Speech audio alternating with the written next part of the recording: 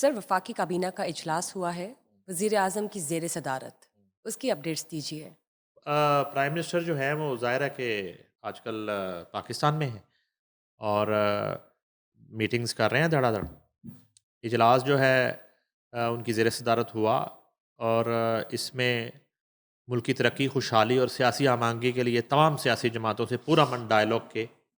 اصولی موقف پر قائم ہے، یہ وزیر اعظم نے کہا۔ ٹھیک، مذاکرات کے لیے وہ راضی ہو گئے۔ راضی ہو گئے ہاں جی، فائنلی؟ وہ چاہے پی ٹی آئی ہو، چاہے کوئی بھی یعنی یہ مذاکرات ایک کرنا چاہے۔ اشارہ انہی کی طرف ہے، ہاں جی، انہیں اجلاس میں انہوں نے کہہ دیا، انہوں نے کہا جی میں اپنے موقف پہ قائم ہوں کیونکہ کچھ دن پہلے پی ٹی آئی کی ممبرس کا جو کہ خط ہے۔ ہاں وہ آ جائے پی ٹی آئی نائس، اور مذاکرات کر لیں۔ اب آپ ان کو بتا دیں جب آپ شو ختم کرتی ہیں، فون کریں ان کو، انہیں کہیں کہ وہ اڈیالہ پیغام دے دیں کہ پرائم منسٹر تو راضی ہو گئے چلے ٹھیک ہے، میں اس کے بتا لیے۔ دیتی ہوں۔ تو سر آپ کو کیا لگتا ہے؟ یہ نون لیگ کے حلقوں سے یہ کچھ دن سے آواز آ رہی ہے۔ ابھی جو ہے نا خواجہ سعد رفیق کے والد ہیں، بہت بڑے جو ہے وہ شخصیت ہوئی ہیں، خواجہ رفیق شہید، تو ان کی جو برسی ہوتی ہے نا اس میں آ، جو ہے سالانہ ایک جو تقریر ہوتی ہے خواجہ سعد رفیق کی اپنی بھی، اور اس فورم پہ باقی بھی جو لوگ بات کرتے ہیں وہ تھوڑا کھل کھلا کے کریز سے نکل کے چوکے چھکے مارتے ہیں، تو اس میں باقی تو چلے باتیں جو ہوئیں سو ہوئی، اور جو اسٹیبلشمنٹ کے رول کو بہت زیادہ ڈسکس کیا جاتا ہے خاص طور پہ اس برسی میں، تو وہ جو ہے اس میں خواجہ سعد رفیق کو میں سن رہا تھا تو انہوں نے بھی اشارہ دیا اس طرف،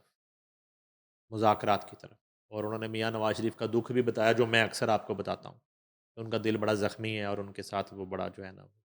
اور پھر میں کبھی کبھی آپ سے یہ بھی کہتا ہوں کہ مجھے تو کبھی کبھی عمران خان اور نواز شریف کا دکھ ایک لگتا ہے، یہ آپ بہت دفعہ کہہ ان کا چکے ہیں۔ غم، تو یہ گفتگو خواجہ سعد رفیق نے بھی کی کہ ٹھیک، ان کا دل بہت زخمی ہے اور وہی ملک کے اس وقت بڑی شخصیت بھی ہیں اور انہیں ایک قدم آگے بڑھانا چاہیے یعنی کہ کوئی چینج آ اور سکتا ہے۔ انہیں ٹیبل ٹاک کی طرف آنا چاہیے اور وہی کر سکتے ہیں، یہ اصل میں خواجہ صاحب کے بات کرنے کا مقصد یہ، خواجہ صاحب بھی ظاہری بات ہے بڑے جہاں دیدہ پولیٹیشین ہے اور انہیں بھی بڑے گلے شکوے ہیں، خیر وہ اپنی ذات کی تو بات نہیں کرتے، وہ تو ہمیں پتہ ہے، تو لیکن انہوں نے اپنے قائد کی ہر دل عزیز قائد کی حوالے سے اور ان کے کچھ فیلنگز اور جذبات جو ہے نا ان کے منہ سے نکل گئے، انہوں نے شیئر سر کیے۔ اگر ٹیبل ٹاک ہو جاتی ہے فار ایگزامپل، تو آپ کو کیا لگتا ہے کیا ہو سکتا ہے نیئر فیوچر؟ اور کیا چینجز آ سکتی ہیں؟ کوئی نہیں، دیکھیں اس میں کوئی ایک ملک جو ہے اس میں ایک غیر یقینی کی جو صورتحال اکثر پیدا ہوتی ہے وہ نہیں ہوگی، ایک جو ہے نا وہ آگے بڑھنے کے لیے یہ کیا جائے گا نا، یہ کسی کو خوش کرنے کے لیے کسی کو ناراض کرنے کے لیے تو نہیں کیا جائے گا، ایک اسٹیبلٹی کی طرف ملک کو ایک قدم اسٹیبلٹی کی طرف بڑھانے کے لیے، ملک کو ترقی کی راہ پہ گامزن کرنے کے لیے ہی یہ مذاکرات ہوں گے، اسموتھ یہ نہ ہارمنی، کسی کے ڈر سے مذاکرات ہوں گے نہ کسی کو ڈرانے کے لیے ہوں گے، ظاہر سی بات ہے۔ ٹھیک ہے؟ تو اصل میں تو پولیٹیکل جماعتوں کو اگر اب بھی یہ سمجھ آ جاتا ہے اس سے پہلے کہ بہت دیر نہ ہو جائے، ہوں، تو اگر وہ ہوش کے ناخن لینے والی جو مثال ہے تو اگر وہ لینا چاہ رہے ہیں تو ہم اپریشیٹ کرتے ہیں اس صورتحال کو۔ اچھا جی، وہ کہتے ہیں پرائم منسٹر، ہم واپس آتے ہیں، پی جی ایم جی صاحب پہ بات کر رہا تھا، پتہ نہیں کہاں لے جاتی بات۔ جی، پی ایم صاحب فرماتے ہیں شہباز شریف صاحب، وہ کہتے ہیں کہ میں سیاسی جماعتوں سے پرامن ڈائلاگ کے اپنے اصولی موقع پر آج بھی قائم ہوں۔ اور دوستوں کی چاندے دوسری ٹھیک، ذاتی طور پر تمام سیاسی جماعتوں کو متعدد بار ڈائلاگ کی پیشکش کی جا چکی ہے، وزیر اعظم ہوں، سیاسی ڈائلاگ کی آڑ میں امن و امان کی صورتحال کو خراب کرنے کی کسی مذموم کوشش کو کامیاب نہیں ہونے دیا جائے گا۔ انہوں نے کہا نہیں، وہ جو میں نے بات آپ سے کی ہے ظاہر سی بات ہے۔ کہ یہ جو ہے نا ڈائلاگ کی خواہش اور مذاکرات کی خواہش اور ملک کو آگے بڑھانے کی خواہش کا مطلب یہ نہیں ہے کہ ہم جو ہے نا امن و امان کی صورتحال کو خراب ہونے دیں گے، اس پہ کوئی سمجھوتا نہیں ہے۔ اس کے بعد انہوں نے کہا جی پی آئی اے کی شفاف، مستند اور قابل اعتبار نجکاری کے عمل کو یقینی بنانے کے لیے حکومت ہر ممکن اقدامات کر رہی ہے، ٹھیک ہے جی، اور یہ بڈنگ سے کچھ دیر پہلے کا اجلاس تھا غالباً۔ اس کے بعد انہوں نے کہا جی پوری قوم کو انڈر 19 کرکٹ چیمپئن شپ جیتنے پر مبارکباد پیش کرتا ہوں، وزیر اعظم۔ اس کے بعد اجلاس جو ہے وہ وزیر اعظم ہاؤس اسلام آباد میں منعقد ہوا۔ اجلاس سے خطاب کرتے ہوئے وزیر اعظم نے کہا کہ حکومت پاکستان ملک کی ترقی و خوشحالی اور سیاسی ہم آہنگی کے لیے تمام سیاسی جماعتوں سے پورامن ڈائلاگ کے اپنے اصولی موقع پر قائم ہے۔ اچھا، اس کے بعد انہوں نے یہ بھی کہا کہ وفاقی کابینہ نے पेट्रोलियम डिवीज़न की सिफारिश